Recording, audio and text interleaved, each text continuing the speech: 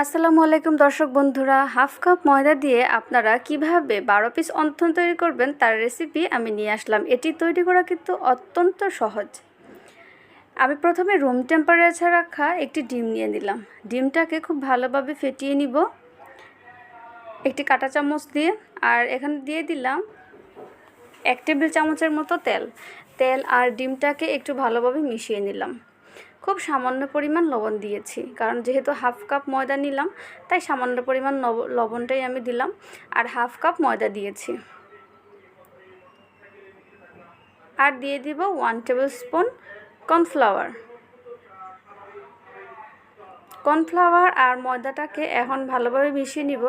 আমি প্রথমেই কোনো পানি অ্যাড করব না। যদি আমি এটাকে ভালোভাবে মিশানোর পর দেখি যে প্যাটার্নটা একটু শক্ত, তাহলে কিন্তু আমি পানি দিব। আর ডিমটা কিন্তু খুব বড় সাইজের নেবেন না, যেহেতু আপনারা হাফ কাপ ময়দা দিয়ে তৈরি করবেন, তাহলে কিন্তু ডিমটা খুব বড় সাইজের নেবেন না, ডিমটা একটু ছোট সাইজের ডিম নেবেন। এখন দিয়ে দিলাম সামান্য পরিমাণ পানি। আপনারা যখন প্যাটার্নটা তৈরি করবেন তখন কিন্তু বুঝতে পারবেন যে পানি অ্যাড করা লাগবে কি না। এবার এটিকে 20 মিনিটের জন্য আমি ঢেকে রাখব। চিকেন নিয়ে দিলাম 100 গ্রামের মতো আর 1/4 কাপ পেঁয়াজ দিয়ে দিব, সামান্য পরিমাণ জিরার গুঁড়া, একটু কাঁচামরিচ, একটু আদা বাটা, একটু রসুন বাটা। আমি কিন্তু হাফ চা চামচ করে নিয়েছি, একটু লবণ। আর দিয়ে দিব আমি 1 চা চামচের মতো সয়া সস, দিয়ে দিব 1 টেবিল চামচের মতো টমেটো সস। আর যেহেতু এখানে মাত্র 100 গ্রাম চিকেন নিয়েছি, তার জন্য কিন্তু আমি সবগুলোর পরিমাণ একটু কম দিয়েছি, পেঁয়াজের পরিমাণটা একটু বেশি দিলাম। আর আদা, রসুন, লবণ সবগুলোর পরিমাণ কিন্তু আমি হাফ চা চামচ করে দিয়েছি। আপনারা অবশ্যই এটি ভালোভাবে নোটিস করবেন। এবার এটিকে খুব ভালোভাবে মিশিয়ে আমি একটি সাইড করে রেখে দিব।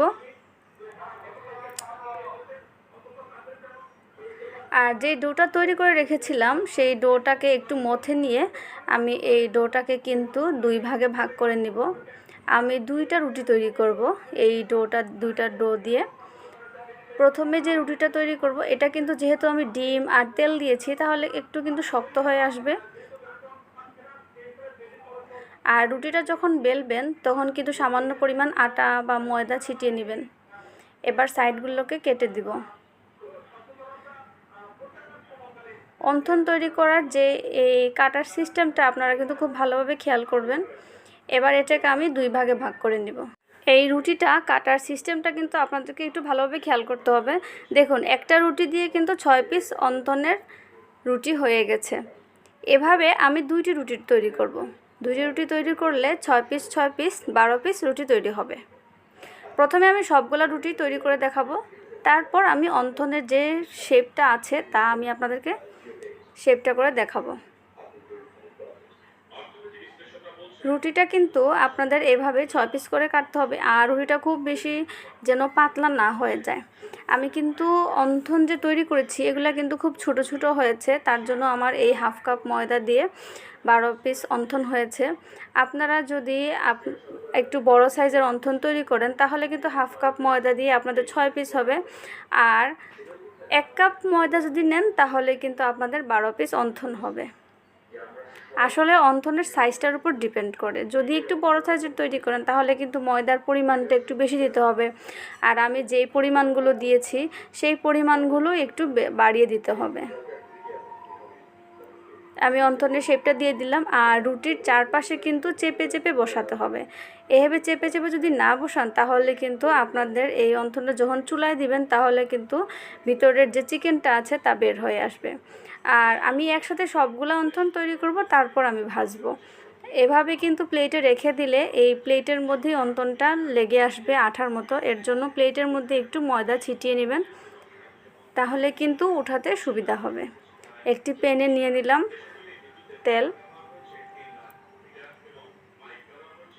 তেলটা সামান্য গরম হয়ে আসলে আমি এক পিস করে সবগুলো অন্থনই দিয়ে দিব।